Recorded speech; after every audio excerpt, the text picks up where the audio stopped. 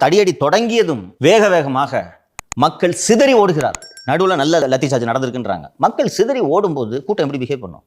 அவனுக்கு அடியிலிருந்து தப்பிக்கணும், உயிரை காப்பாற்றிக்கணும் எண்ணம் மட்டும்தான் இருக்கும். இதெல்லாம் இந்த ஸ்டாம்பேட் நடந்ததற்கு ஒரு காரணம் என்று சொல்கிறார்கள். மின்சாரம் துண்டிக்கப்பட்டது ஒரு முக்கியமான காரணம், இந்த தடியடி நடந்தது ஒரு முக்கியமான காரணம், அண்ட் ஆம்புலன்ஸ் வந்ததும் ஒரு முக்கியமான காரணம். அதான் சார், நீங்க ஏற்கனவே சொன்னீங்க சார், ஆம்புலன்ஸ் வரும்போது மக்கள் பின்னாடி வழி கொடுக்கறதுக்காக போகும்போது அந்த குழிக்குள்ள விழுந்துட்டாங்க அப்படின்னு சொல்லிட்டு. ஆனா இந்த செய்தியை எந்த மீடியாலையும் பார்க்க முடியலையேங்க சார். இந்த தகவல் மீடியாவுக்கு போய் சேரலையா, இல்ல திட்டமிட்டு மறைக்கப்படுதா?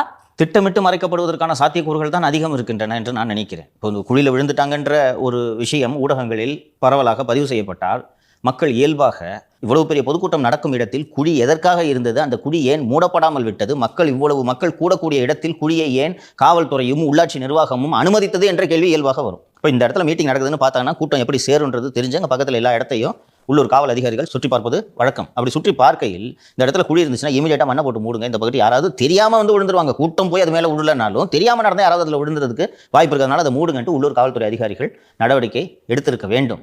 அப்படி ஏன் நடவடிக்கை எடுக்கவில்லை என்ற கேள்வி எழுகிறது அல்லவா?